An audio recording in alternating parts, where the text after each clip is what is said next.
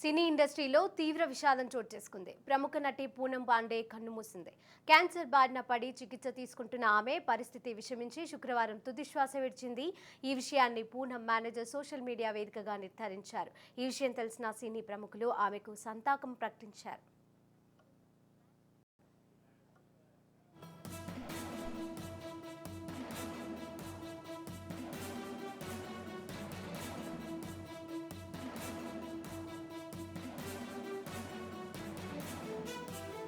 పూనం పాండే ప్రముఖ మోడల్, నటి క్యాన్సర్ కారణంగా మరణించినట్లుగా ఆమె ఇన్స్టా స్టోరీలో పోస్ట్ చూసి అందరూ షాక్ అయ్యారు. ఈ ఉదయం మాకు చాలా కష్టమైనది. మా ప్రియమైన పూనంను సర్వైకల్ క్యాన్సర్ వల్ల కోల్పోయామని మీకు తెలియజేసేందుకు చాలా బాధపడుతున్నానని, ఆమెతో పరిచయం ఉన్న ప్రతి ఒక్కరిని ఆమె ఎంతగానో ప్రేమించింది. ఈ దుఃఖ సమయంలో ఆమె ప్రేమను గుర్తు చేసుకుంటూ సంయమనం పాటించాల్సిందిగా అభ్యర్థిస్తున్నామంటూ పోస్టల్ రాసి ఉంది.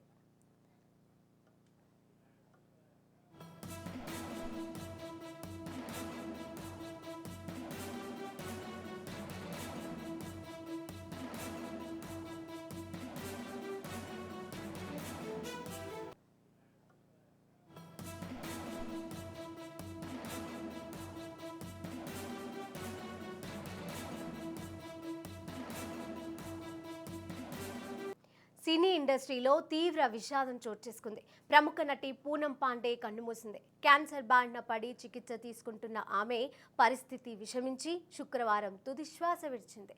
ఈ విషయాన్ని పూనం మేనేజర్ సోషల్ మీడియా వేదికగా నిర్ధారించారు.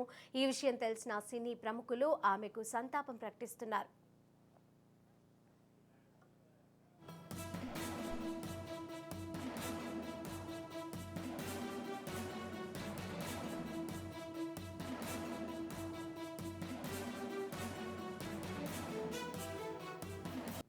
ఇదే అంశానికి సంబంధించి మరిన్ని అప్డేట్స్ మా ప్రతినిధి మానస్ అందజేస్తారు. మానస్,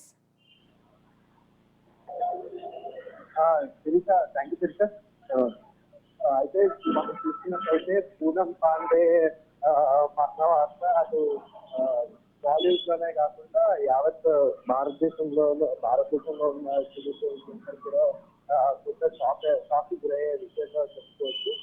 ముఖ్యంగా చూసుకుంటే మొదటగా ఆమె ఇన్స్టాగ్రామ్ లో ఒక పోస్ట్ అయితే నమోదైంది.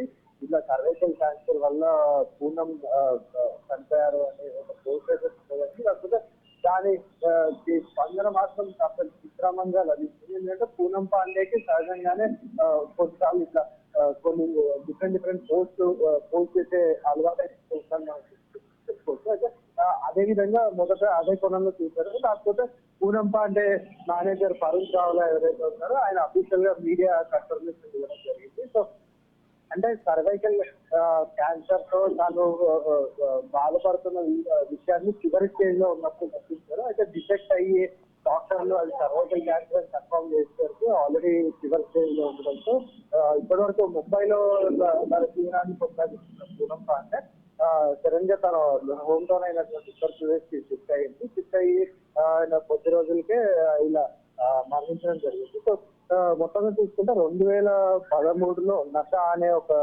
చిత్రంతో బాలీవుడ్ లో తెలంగాణ చేసి ఆ తర్వాత చాలా రియాలిటీ షోస్ లో కూడా పాల్గొనడమే కాకుండా 2011 వరల్డ్ కప్ సందర్భంలో కూడా వరల్డ్ కప్ గెలిస్తే తను ఖచ్చితంగా ప్రదర్శన చేస్తారు అనే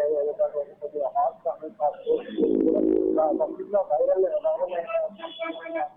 అటు బాలీవుడ్ లోనే కాకుండా ఇటు సౌత్ లో కూడా అందరికీ పరిచయం అని చెప్పుకోవచ్చు. అయితే 32 ఇయర్స్ ఏజ్ లోనే తను సర్వైకల్ క్యాన్సర్ కి గురై ఇలా సడన్ గా దుర్మరణం పాల్గొనడం రాష్ట్ర ఎస్ఎస్టీ వర్గాల్ని బాధపెట్టే అంశంగా మనం చెప్పుకోవచ్చు. Right, thank you Manas.